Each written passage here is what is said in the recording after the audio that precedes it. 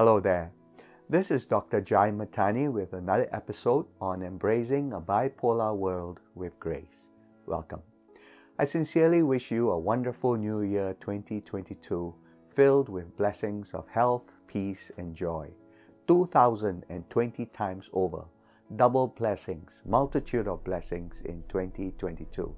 That's 1011 blessings times 2 that I am wishing you. That's new, you know. I am not usually good at math.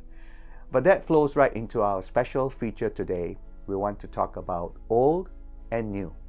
We all have our old year, our former times, our backstories. We can own our past, even our regrets and our sorrows, or we can try to ignore them, excuse them, and try to move on. These holidays have been, I am sure, great times for us as we were once again able to gather with family and friends. But COVID continues, and past and ongoing suffering and death are real and horrible for many. How do we face the new year ahead of us? In these short video blogs, I am sharing with you my thoughts on the bipolarity that exists in all of us, and most intensely among those who have bipolar tendencies or are actually suffering from the chronic disease of bipolar like I do. As one who has been under treatment for bipolar for over a decade now, I find myself seeing everything either black or white, good or evil. I'm either shouting hallelujah and going on a bang or coming to a freezing halt at the smallest hurdle. That's why I need to pause every day to find balance. So I am pausing in these talks, honestly reflecting on both my old and my new life. I used to be a very angry man, harshly judging others according to my own dogmatic convictions. I would get angry over every disagreement, at every hard circumstance, with everyone in the way, and ironically, regrettably, at the ones closest to me. After my crash in 2010 and after a couple of years of intense treatment, I became more calm, less anxious, less irritable, more understanding, handling things more gracefully. How much of that anger was due to my own spiritual weakness and how much of it was my bipolar disorder, I will discuss in much more detail at another time. But for now, I say to you, it is not either or, it's both and. Medication and therapy have helped immensely, but spiritually I have also had to grow to see the sinful nature of my own anger and dealt with it more seriously than I ever have. And by the grace of God, I can say, I know those around me can say too, the new Jai is much more patient, less irritable. Oh, believe me, I slide back and forth since I'm far from perfect, but at least those lousy outbursts and angry episodes are in the past. I'm being very honest and therefore also extremely vulnerable in these talks, in the hope that many of you out there who are struggling with old issues might also find a new way out. It is not just the mental illness and it's not just the sinful nature. It's both to one degree or another. Deal with both and take a leap forward with me. In the past, I would blame my anger on those around me. When I felt they were unfair or unreasonable, I justified my own anger. And I am sorry for the hurt I have caused many. If you are one of them, I say to you, I am sincerely sorry. Please forgive me also this, that I can't come to each and every one of you, though I have with some of you, you know, but it would take many lives to do that. I hope my change by grace and my confessions are enough for you.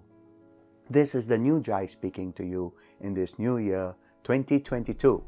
A Jai is saying, have hope.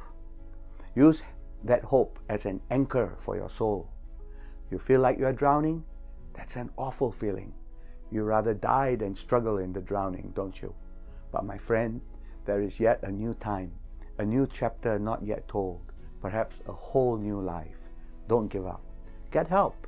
We have survived, so can you. You with all your particular weaknesses, sins, faults, failures, illnesses, we all have problems. Our backstories we may not have told you. We survived and we hold out a line of grace to you. Look to the new, the future, the yet to be told. Look to God, to grace, to Him who says, "Come unto me, you who are weary, and I will give you rest." I am not giving you false hope, my friend. I am not saying just ask for help and life will be easy, no more problems, no more struggles, no more fights. The old will linger. It's the way it is. A new person, you see, is not another person. We always remain who we are, but we can be transformed, renewed, revived, regenerated.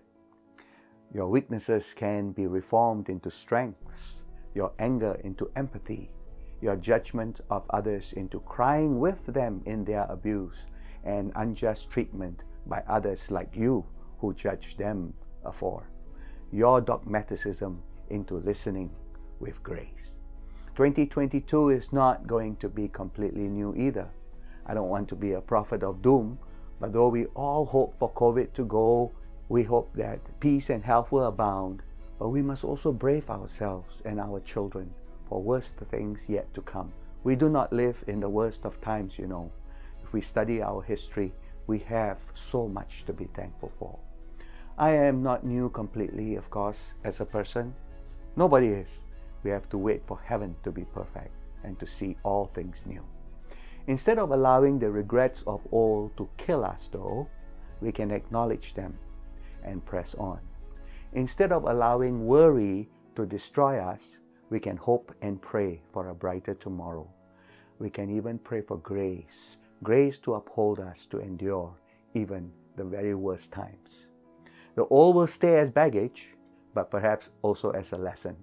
The loss won't go away, but maybe the new that you will have gained is that you will be a blessing and an encouragement to others who experience loss and sorrow. So in closing, I would like to encourage us all to cross our own dots.